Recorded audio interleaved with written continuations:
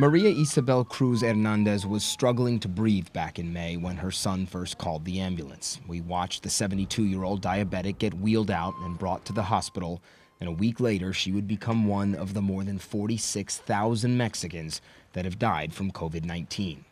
It is a staggering death toll that is now third highest in the world behind only the U.S. and Brazil. And compared to the rest of the world, Mexico's mortality rate, the percentage of people who contracted COVID and died, is nearly triple the global average. Asked to explain that, Mexican health officials consistently point to one thing. Chronic diseases are the fundamental reason why COVID is more intense in Mexico, says the deputy health minister.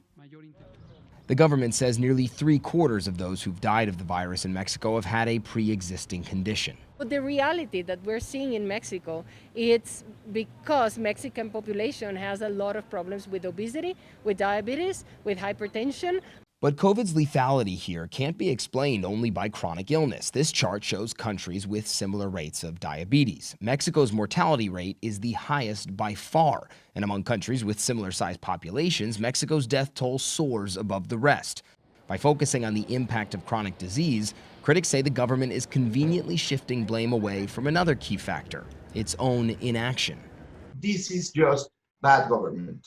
Dr. Francisco Moreno Sanchez runs the COVID response unit at a private Mexico City hospital and says the government simply wasn't ready for this pandemic.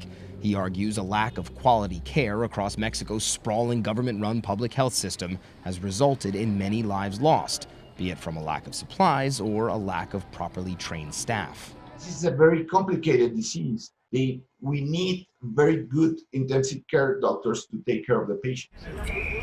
And that blame, he says, lies squarely at the feet of a government that in some cases still isn't taking the right steps to mitigate this crisis, a government led by President Andrés Manuel López Obrador, who recently said this when asked why he doesn't wear a mask. He says if it would help others, I would do it, but it's not scientifically proven.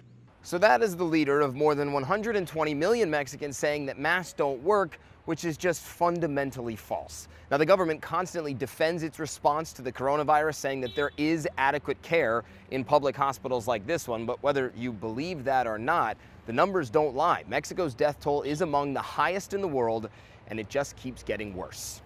Matt Rivers, CNN, Tijuana, Mexico.